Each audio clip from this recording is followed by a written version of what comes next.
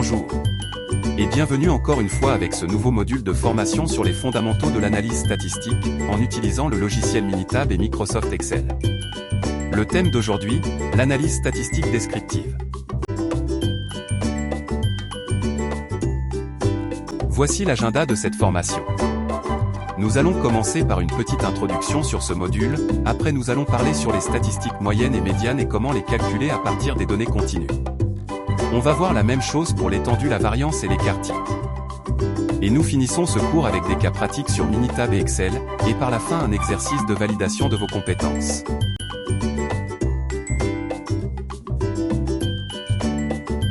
Statistiques de base.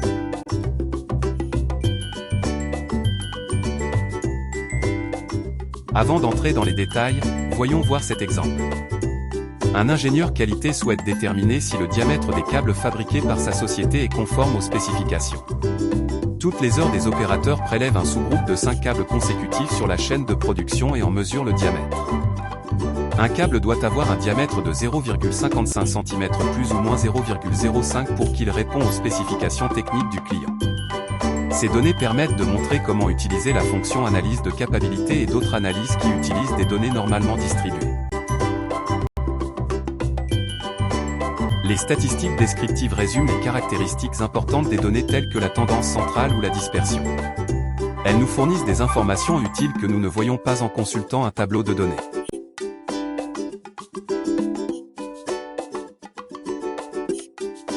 Moyenne et médiane.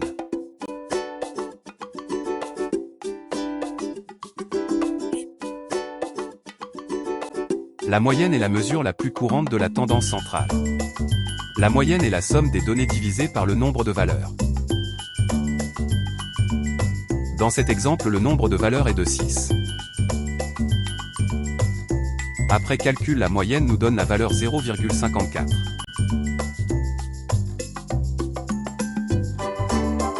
La médiane est une autre mesure de la tendance centrale. Pour la calculer, vous devez classer les données dans l'ordre croissant et déterminer la valeur centrale. Dans le cas où le nombre de valeurs est impair, la médiane sépare les données en deux moitiés. 50% des données lui sont supérieures et 50% lui sont inférieures. La médiane est la valeur centrale d'une liste de données ordonnées.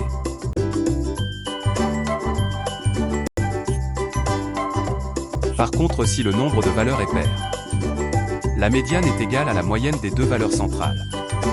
Bien qu'il n'existe pas de symbole universel pour la médiane, elle peut être représentée par une lettre M majuscule ou un X surmonté d'un tilde.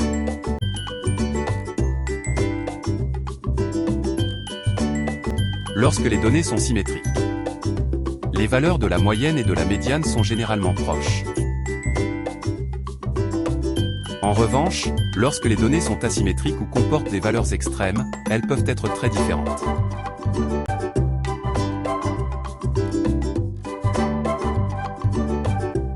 Si l'histogramme est symétrique, la moyenne et la médiane seront approximativement égales. Si l'histogramme est asymétrique vers la gauche, la moyenne sera inférieure à la médiane. Si l'histogramme est asymétrique vers la droite, la moyenne sera supérieure à la médiane.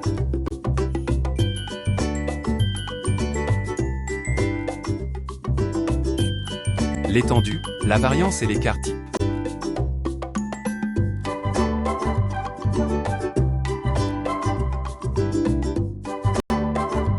Passons maintenant aux autres statistiques, l'étendue, la variance et l'écart type.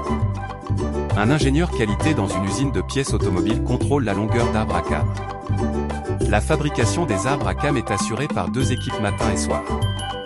L'ingénieur mesure 5 arbres à cames issus de chaque machine pour les deux équipes. Comparons les diagrammes à points des deux équipes.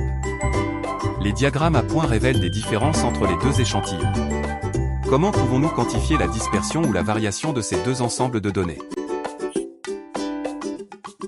Il existe 3 mesures de variation largement utilisées, l'étendue, ou range en anglais, la variance, et l'écart type, qu'on appelle souvent en anglais, standard déviation. L'étendue est la différence entre la valeur maximale et la valeur minimale d'un ensemble de données.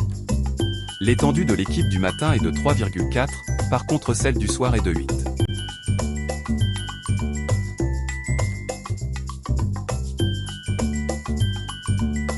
Voyons voir maintenant une autre statistique, la variance.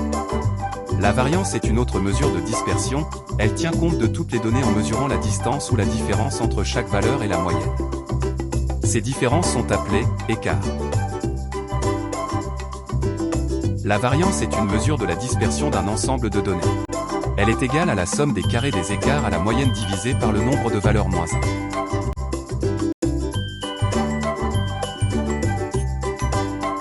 Comparons maintenant les variances obtenues pour les deux équipes. La variance de l'ensemble de données correspondant à l'équipe du matin est de 0,384 mm² contre 3,511 mm² pour celle du soir. Les écarts indiquent clairement une plus grande variation dans les données de l'équipe du soir que dans celle de l'équipe du matin.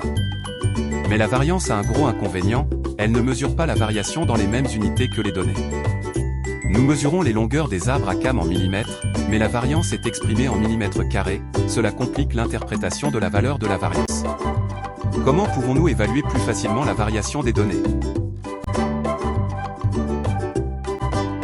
Pour répondre à cette question, nous pouvons utiliser l'écart type pour quantifier la variabilité dans les mêmes unités que celle des données. L'écart type est la racine carrée de la variance. Nous utilisons le symbole S au carré pour désigner la variance et la lettre S pour désigner l'écart type. L'écart type est la statistique la plus couramment utilisée pour mesurer la variabilité. La moyenne et l'écart type fournissent un résumé concis des données. Récapitulons maintenant ce que nous avons vu jusqu'à aujourd'hui. Les trois mesures de variation sont l'étendue, la variance et l'écart type. L'étendue est la différence entre la valeur maximale et la valeur minimale. La variance est égale à la somme des carrés des écarts par rapport à la moyenne, divisée par le nombre de valeurs moins 1. L'écart type est la racine carrée de la variance.